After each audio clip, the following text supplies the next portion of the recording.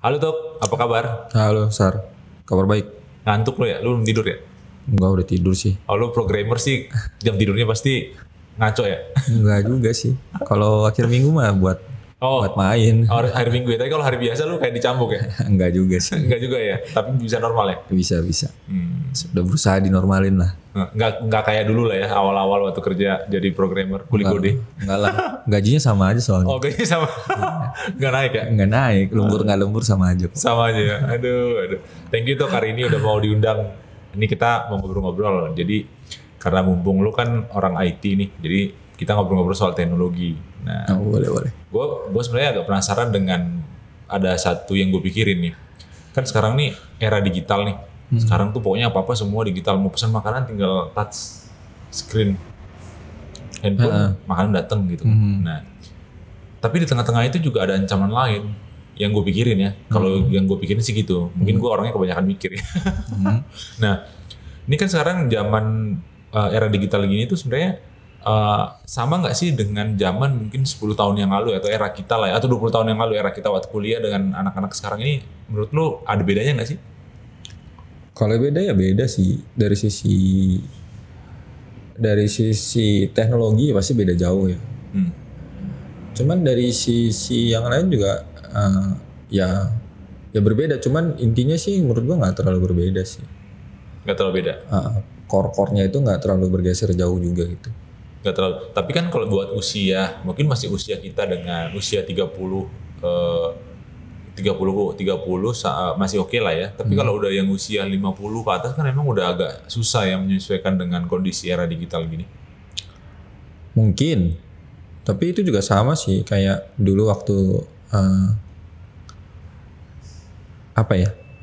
kakek kita beradaptasi dengan lingkungan ketika orang tua kita menjadi seperti kita gitu.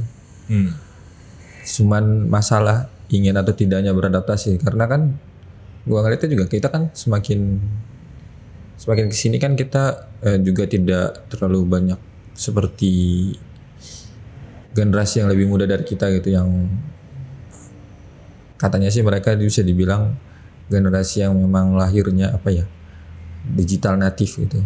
Jadi mereka udah lahir mereka memang dikelilingi dengan peralatan gadget segala macam. Mereka nggak kenal kayak kita. Kalau kita kan kayak yang imigrannya gitu. Kita mah ngalami dunia analog, kita ngalami dunia digital juga gitu. Kita ngalamin dua-duanya ya. Iya. Tapi separuh-separuh. Ya separuh-separuh. Tapi kan itu juga dialamin sama orang tua kita gitu. Jadi dan kita tidak di umur kita sekarang juga kita nggak terlalu berfokus untuk mencari tahu yang baru gitu.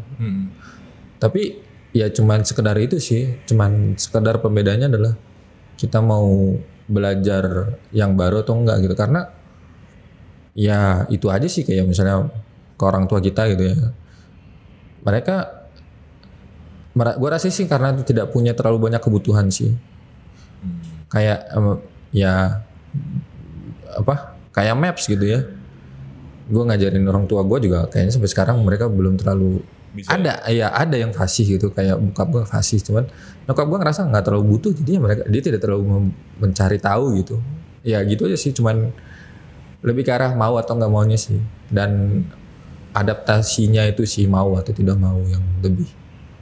Yang gue bisa bilang bahwa orang-orang yang generasi muda itu selalu punya keinginan tahunya yang lebih tinggi gitu dibanding yang sudah lebih mapan dan sudah lebih berumur seperti itu.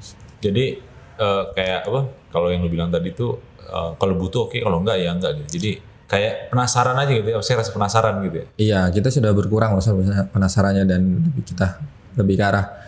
Kalau dulu kan mungkin kita kayak ada satu kita ngeliatin terus kita pindah lagi gitu. Kalau sekarang mungkin kita orang-orang kebanyakan yang sudah berumur itu lebih fokus ke salah satu titik di sisi kehidupan gitu dibanding semuanya mau dicobain gitu.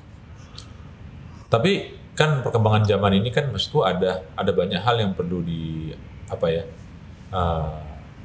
harus kita sesuaikan lah bahasanya gitu, diadaptasikan kira-kira gitu kan. Nah, menurut lu sekarang tuh supaya orang-orang generasi juga anak muda sekarang dan orang yang dulu lah, pokoknya semua manusia di dunia ini supaya bisa bertahan hidup tuh skill apa sih yang utama yang harus dia punya supaya dia bisa apa ya? Paling tidak dia bisa hidup lah gitu. Ya kita dulu udah ngomong skill adaptasi sih. Adaptasi itu ya. Iya. Itu yang paling penting ya. Iya, jadi kan adaptasi itu ya kata Darwin sih survivors of the fittest gitu. Jadi ya kita harus mau dan bisa beradaptasi gitu. Maksudnya ya itu adalah apa ya, curiosity juga gitu loh. Maksudnya kita mau terus belajar, mau tahu, terus penasaran gitu. Dan soalnya kalau kita tidak berusaha beradaptasi ya kita akan hilang aja sama zaman gitu. Jadi yang paling penting itu cara beradaptasi ya. Iya, bukan cara sih, mau aja. Mau. Oh, jadi keinginan mau itu keinginan itu yang paling utama dulu ya. Kalau nggak mau ya bye ya. Bye. Jadi kayak misalnya kalau orang kan suka bilang, nih kayak di tengah zaman sekarang apalagi era pandemi gini kan orang semua online semua ya, lewat gadget semua kan, kayak nggak cuman soal misalnya kita misalnya mau meeting gitu kan, semua kan orang misalnya pakai beberapa platform gitu kan. Nah itu kan harus belajar juga ya maksudnya untuk pakai fitur apa segala macam gitu ya. Dan orang bilang lu harus bisa ini gitu kan. Itu bukan sesuatu yang utama berarti ya. Bukan, karena contohnya pakai Zoom aja ya, untuk sekedar memakai Zoom aja kan kita nggak harus ahli dalam itu kan. Kita nggak harus, kita cuma dibutuhin bisa menyalakan Zoom aja gitu. Dan kalau itu udah cukup memenuhi kebutuhan kita untuk itu ya sudah gitu. Kenapa harus ahli banget gitu? Tapi ada kemauan gitu. Kita nggak ngapain sih pakai Zoom gitu? Tidak perlu menolak gitu. Kita bisa paling nggak untuk mau coba pakai gitu. Karena urusan lainnya kayak misalnya caranya mau jadi ahli gitu di Zoom atau gimana, tahu cara merecord gitu kan semuanya karena kebutuhan yang mendorong kita gitu loh. Jadi kayak sampai sekarang gue nggak terlalu tahu pakai Zoom. Gue bisa pakai Zoom, tapi kalau suruh dengan ahli gimana ya gue cari tahu dengan di googling gitu. Dan bukan sesuatu yang harus gue kuasain juga, gue pandang gitu. Itu tadi digerakkan karena memang keinginan dan kebutuhan gitu ya. Jadi kalau nggak ada dua itu rasanya orang rasanya sih kalau ya pasti ada didorong sama kebutuhan ya sama. Kalau kita nggak butuh berarti kita kan biasanya juga nggak mau adaptasi juga gitu. Kayak gitu sih.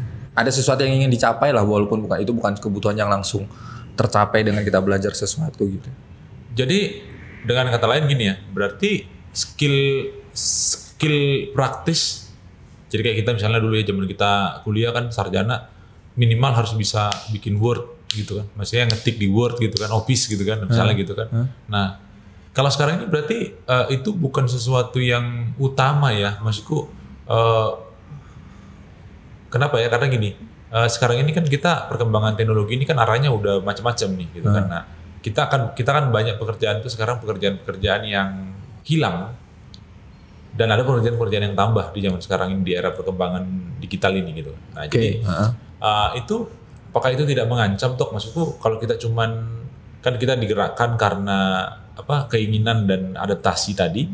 Nah, kan kita perlu maksudnya belajar lebih detail mengenai praktisnya gitu. Mungkin iya, cuman gue ngeliatnya kayak gini. Gue seorang programmer, gue bilang ya gue tuh orangnya males. Karena gue males makanya gue berusaha ngebikin sesuatu lebih otomasi gitu. Makanya gue nulis program, makanya gue itu karena males gitu. Lakuin sesuatu gitu. Jadi lebih pikir ya gimana cara jangka panjangnya biar gue nggak ngelakuin itu berulang kali gitu, dibanding gue harus ngelakuin itu berulang kali. Kayak gitu kan. Iya itu kan akan menghilangkan pekerjaan sesuatu pekerjaan itu, tapi ada pekerjaan lain yang bisa ditumbuhkan kan. Dan itu bukan itu mengancam sih ya, tapi tidak berarti bahwa perkembangan teknologi itu akan menghilangkan pekerjaan manusia, cuman menghilangkan yang sekarang dianggap itu pekerjaan menjadi sesuatu yang bisa dikerjakan mesin. Tapi bukan berarti berkurang gitu. Mungkin porsinya akan tetap sama, cuman varietasnya berbeda gitu. Pekerjaannya beda sekarang yang itu. Seperti itu sih. Jadi ini cuman kayak perpindahan. Ya, pergeserannya gini. Mungkin kalau dibilang dulu ya kalau zaman dulu kan revolusi industri, pekerja pabrik, pekerja itu kan gajinya tinggi segala begitu kan. Pekerja pabrik, pekerja itu kan pekerjaan fisik, lebih karena pekerjaan fisik, kemudian dibantu sama mesin kan, mesin besar-besar mengoperasikan jadi kemudian mereka menjadi pengoperasi mesin itu kan. Sekarang juga sekarang lebih ke arah pekerjaannya fisik itu mulai ditinggalkan, lebih ke arah kayak yang menghabiskan banyak tenaga gitu ya, mulai ditinggalkan dan lebih ke arah ke otomasi yang reputasi itu sebisa mungkin dilakukan sama mesin gitu. Tapi bukan berarti mesin akan menggantikan manusianya, enggak, karena biasanya tetap sebagai manusia yang mengambil keputusan terakhir sih. Jadi contohnya nih ya, tahu nggak lu bahwa ada pekerjaan untuk ngeliatin di tekstil ya, karena gue dulu pernah kerja di yang berhubungan dengan e-commerce, yang berhubungan dengan fashion gitu. Ada tuh pekerjaan yang melihat itu aja, melototin tekstil jalan itu, dipelototin sama dia. Dia tahu, dari situ dia tahu bahwa tekstil ini buruk. Oh, bisa gitu dong ya? Iya. Dia ngeliatin aja itu jalan dengan kecepatan berapa. Dia tahu nih, oh dia langsung berhentiin, bisa tahu ini bolong, ditolak gitu. Dan itu gajinya tinggi. Karena sedikit orang yang bisa memperhatikan dengan kecepatan seperti itu. Iya. Dan itu kan spesialisasi kan. Nah, gue pikir mungkin akan ada yang berpikir, ya ini kan bisa diganti dengan mesin gitu. Karena mesin mungkin akan bisa lebih cepat lagi menganalisanya gitu. Mungkin kerjaan dia akan berkurang kayak gitu ya. Tapi belum tentu juga. Bisa juga dia akan jadi naik tingkat. Dia akan mempersupervisi yang dilakukan mesin ini benar atau enggak gitu. Jadi bukan berarti bahwa jadi kerjaan dia bukan lagi melototin itu seharian, tapi dia mensupervisi si mesin itu bisa kan. Gitu. Mungkin akan berkurang tuh banyak memang. Tapi bukan berarti dia hilang gitu aja sih menurut gua. Tapi aku juga jadi keinget nih, kayak seperti di kampungku dulu tuh, jadi keluargaku tuh punya pabrik gilingan padi. Dulu kan orang datang ke situ bawa padinya untuk digiling segala macam gitu ya. Setelah itu memang berapa 30 tahun kemudian pabrik itu tutup. Aku tanya kenapa pabrik itu tutup. Terus keluarga aku tuh bilang gini, saudaraku di kampung yang menjaga itu bilang gini, iya tutup karena sekarang itu sudah ada yang pakai motor bawa mesin. Jadi kita nggak bisa lagi sekarang ini bekerja gitu kan. Artinya kan dia merasa terancam nih gitu kan. Iya. Nah, tapi berarti kan di tengah-tengah itu, maksudku dengan konteks tadi yang lu bilang, berarti kan kita harus ini kan kompetisi juga kan. Ya memang kompetisi. Memang kompetisi ya. Jadi mau nggak mau orang harus harus bisa punya kelebihan lo, harus selalu punya kelebihan lebih gitu. Karena jujur aja nih, kalau orang sekarang ngeliat kan, wah jadi programmer itu duitnya banyak gitu kan. Iya, memang banyak ya. Iya, memang banyak. Tapi kalau misalnya dibilang, kalau kita kan gitu-gitu aja gitu, jadi programmer, cuman kita tahu pengetahuan kita cuman itu doang, kita nggak berusaha belajar lebih. Ya 5 tahun lagi juga kita digantiin sama anak yang baru lulus kuliah, atau bukan cuma anak yang baru lulus kuliah, yang anak yang selesai ikut bootcamp, mereka udah bisa ngegantiin kita. Jadi yang pastinya kompetisi sih. Kita harus bisa selalu mengalahkan diri kita sendiri di diri kita sendiri yang kemarin gitu. Jadi kita harus punya pengetahuan lebih dari yang kemarin. Harus ada istilahnya gini, ketika kita bisa ngasih nilai lebih ke perusahaan pasti, atau apapun lah yang kita lakukan, pasti kita nggak akan digantikan gitu. Tapi kita nggak bisa ngasih nilai lebih dibanding yang lain, ya sudah itu digantikan ya. Iya, sama kayak gitu kan, lu bilang kan pabrik kan. Pabrik itu kan dulu kan dia ngasih punya nilai lebihnya adalah dia bisa ngegiling gitu. Tapi kan dia punya kekurangan bahwa orang harus ke sana kan. Iya. Nah sekarang ini ada yang motor. Kenapa yang punya pabrik nggak beli motor itu? Terus dia jualan mengoperasikan keliling desa lah gitu kan. Pabriknya memang bakal tutup, tapi dia tetap punya usaha kan. Seperti itu sih. Jadi dengan kata lain bahwa perkembangan teknologi ini dan dengan segala dinamikanya tadi, banyak pekerjaan juga yang hilang, tapi ada pekerjaan baru juga yang bertambah gitu ya. Itu sebenarnya kayak cuman itu kayak mungkin handphoneku ini kupindahkan tempatnya gitu loh, tapi dia tetap handphone gitu sebenarnya gitu. ada yang berubah sih, tapi nggak, intinya itu nggak terlalu berubah gitu. Intinya nggak terlalu berubah. Iya. Cuman mau apa enggak ini ya beradaptasi Ya. atau belajar ya. Belajar kan. Itu yang paling penting ya. Menurut gue sih itu yang paling penting. Jadi nggak ada skill yang lain selain tadi adaptasi dan mau belajar.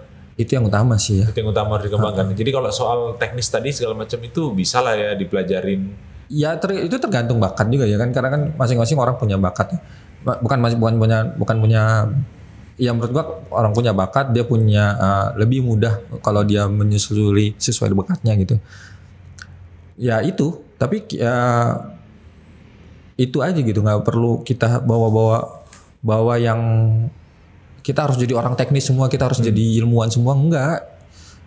Semua orang harus jago matematika, enggak gitu. Semua orang harus jadi programmer, enggak gitu. Menurut gua enggak sih. Jadi kita tetap butuh seniman, kita tetap butuh pekerja harian gitu ya. Atau mungkin yang kita nggak butuh tuh mungkin politikus ya, nggak tahu juga sih gue ya. Ya itu apalagi koruptor ya nggak perlu. Itu nggak butuh sih ya. Tapi masih banyak, maksudnya kita punya banyak itu karena nggak semuanya tentang satu titik aja gitu, kayak nggak semuanya tentang teknologi gitu. Karena teknologi kan dibikin untuk tujuannya pasti memudahkan manusia untuk melakukan sesuatu yang berulang, sesuatu yang melelahkan, itu bisa dipakai supaya manusia punya waktu lain untuk melakukan hal yang lebih apa ya? Kalau dibilangnya lebih berguna dan lebih bermanfaat buat dia atau buat orang lain gitu. Bisa itu pilihan kemanusiaannya gitu. Oke. Itu. Jadi perkembangan zaman itu, teknologi segala macam itu adalah sesuatu yang positif kalau kita memang juga meresponnya dengan positif ya. Jadi bukan dengan misu-misu atau apa, ini gue nggak bisa ini, gue kerja apa segala macam gitu ya, nggak gitu ya. Iya benar. Contoh paling gampangnya gini dulu. Orang kan memandang bahwa Gojek itu atau apa kayak pekerjaan begitu kan menghilangkan mata pencarian mereka sebagai misalnya tukang ojek gitu. Tapi ada juga orang yang merasa mereka jadi terbebas gitu. Dulu mereka harus kerja di pabrik, mereka terbatas dengan jam kerjanya itu, tapi kemudian mereka dengan menjadi pekerja gig ekonomi itu, mereka merasa ya saya punya waktu lebih, saya punya pilihan untuk melakukan A B C D E gitu. Dan itu memang jadinya ya itu plus minus ya, dan gue bilang nggak gue nggak ngerasa bahwa itu salah juga gitu, karena memang zaman bukan zaman berubah tapi peradaban itu ke arah sana gitu, perjalanannya gitu. Iya. Jadi kayak orang dulu dari TV hitam putih ke warna gitu kan. Digiringnya ke sana gitu, kita ke sana, dan kalau kita menolak terus itu ya mungkin kita nggak bisa menolak seluruhnya sih menurutnya. Kayak gitu sih.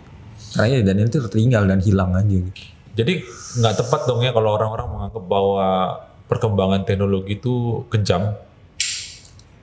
Ya bisa kejam, bener bisa kejam.